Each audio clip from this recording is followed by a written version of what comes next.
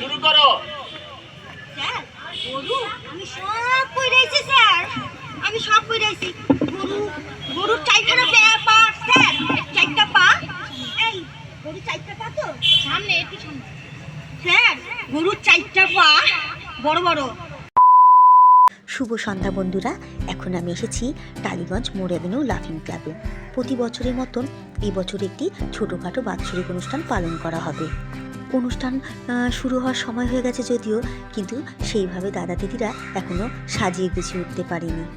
আজকের অনুষ্ঠানে থাকবে নাচ, গান আর একটি ছোট্ট নাটক। সেই নাটকে আমি অভিনয় করব। নাটকের নাম হলো চিংড়ি আর ফড়িং।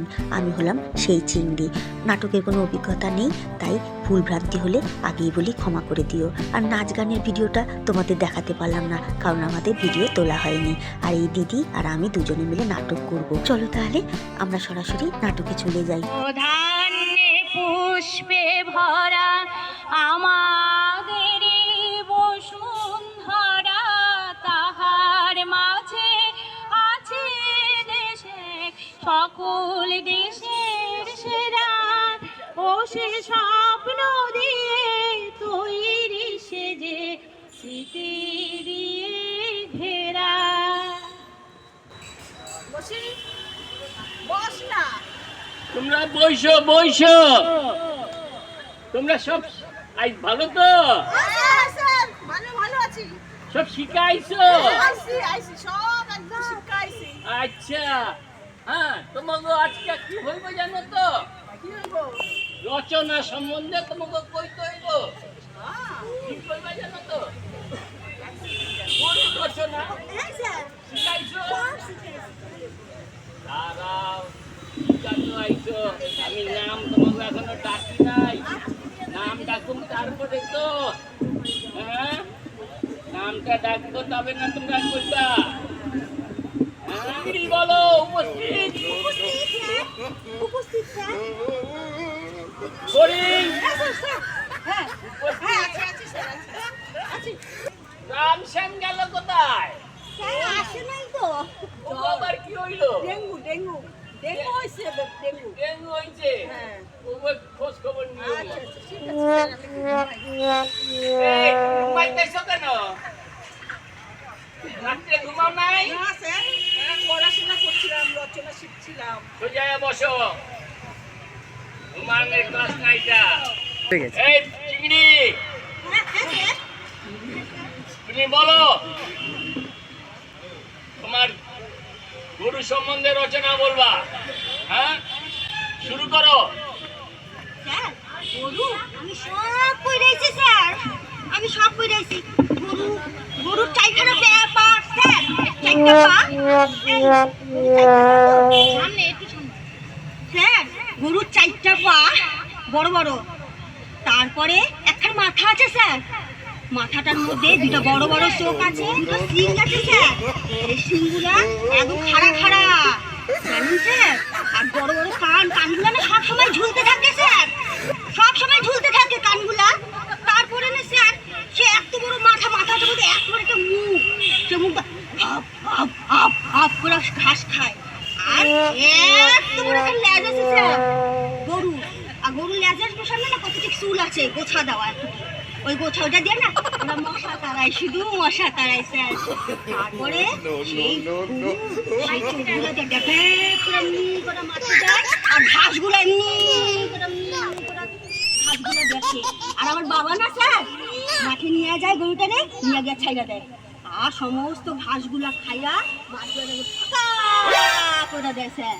তারপরে ওই ঘাসগুলা খাইয়া নেয়, খাইয়া নিয়ে তারপরে তো খাপাইয়া যায় গরুটা। আটা কইরা দেয়? পুরো মাটি ফাঁকা করে দেয় স্যার।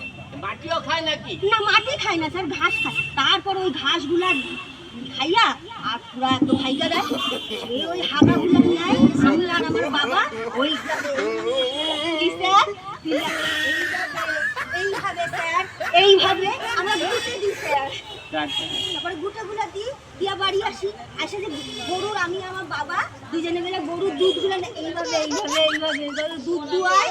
আর ওই দুধগুলা দিয়ে না স্যার আমার মা সুন্দর পায়েস বানায়। পায়েস বানায়? খুব ভালো পায়েস। নিয়ে আইসো। খুব ভালো পায়েস বানায়। ও স্যার ওই যে গরুটা যে হাগু করছিল না মাঠে, সে ওগুলা না আমি আমার বাবা তুলে নিয়ে আসা আবার বাজারে গেছিলাম, জানেন তো, বাজারে গিয়ে সব বেচাইছি। আর দুইটা? হ্যাঁ, দুইটা দিছি, দিয়া সব বেচাইছি স্যার। তারপরে জানেন বলো তো ভুইটা দিয়ে কি হয়, কি কি কাজে লাগে? স্যার, বুঝতে তো আমরা তো আমার মাকে দেখি রান্না করতে। তা ঠিক কইছো, পায়েস রান্না করে। ঠিক আছে আর কইছো। স্যার, ওই যে আর যেন কি যেন হয় দুধ দিয়া, এই বল না, আর কি হয় যেন? ও ছানা হয় স্যার, ছানা হয়, আবার ঘি করে, ওই ঘি দিয়া গরম গরম ভাতও খাই আমি, জানেন তো বাহ, স্যার? খুব ভালো, স্যার, হইছে খুব স্যার? ভালো। হ্যাঁ হইছে, তুমি বসো বসো, তুমি বসো চিংড়ি, তুমি বসো বসো। এই ফড়ে, হ্যাঁ, স্যার। হ্যাঁ, স্যার। তুমি কি শিখাইছো? তুমি শোনো, তুমি কও বাবার সম্বন্ধে রচনা কও। বাবা বাবা গৃহপালিত পশু। বাবার চারখানা পা আছে, একখানা মুখ আছে, মুখের মধ্যে এই বড় বড় দুখানা চোখ আছে, দুইখানা নাক আছে, মুখের ভিতরে এত বড় বড় দাঁত আছে, এত বড় একটা দাঁত আছে। বাবারে সকালে মাঠে লইয়া যায়, হ্যাঁ, ঘাস খায়, ঘাস খায়, খাইয়া হ্যাঁ, খাইয়া আবার ওইটা রেখে দেয়। আবার ভিক্ষা দিয়া তারপরে বাজারে শুকায়া গেলে বাজারে নিয়ে যায়, তারপরে দুধ দোয়ায় দোয়ায় দোয়ায় বালতি ভইরা ভইরা দোকানে দিয়ে আসে। তারপরে বাবা হাতালের ভিতরে ঢুকায় রেখে দেয়। ওই দুধ দিয়া দোকানে দিয়া ছানা দই ঘি মাখন বৈশো বৈশো, তোমার কথা হইছে গো, হইছে বৈশো বৈশো। শোনো, তুমি যেটা করছো না, হাতটা পাতো।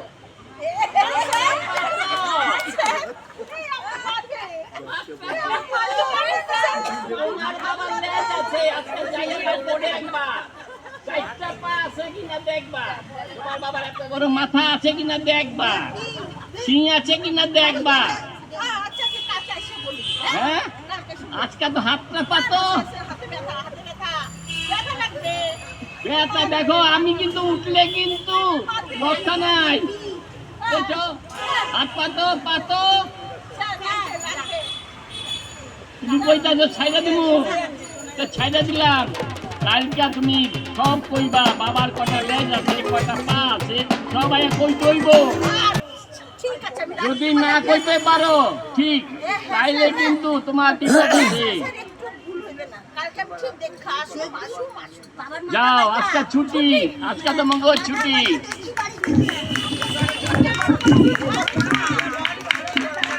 আজকের অনুষ্ঠানের সব শেষে ছিল নাটকটি, তাই নাটকটি শেষ হওয়ার সঙ্গে সঙ্গে মাঠ কেমন ফাঁকা হয়ে গেল। আসলে রাতও হয়ে গেছে অনেকটা, প্রায় 9টা বাজতে চলল। আজকে যে নাটকটি দেখলে সে নাটকটি হওয়ার কোনো কথা ছিল না। মাত্র 2 দিনে আমরা একটু প্র্যাকটিস করে আজকে নাটকটা করলাম। মনে হয় না খুব একটা ভালো করতে পেরেছি, তা যাই হোক, আশা করি তোমাদের একটু হলেও ভালো লেগেছে। অনেকটা রাত হয়ে গেছে, তাই আজকের মতন ব্লগটা এইটুকুই থাক। তোমরা সবাই ভালো থেকো, সুস্থ থেকো, আর সবাইকে আজকের মতন শুভরাত্রি।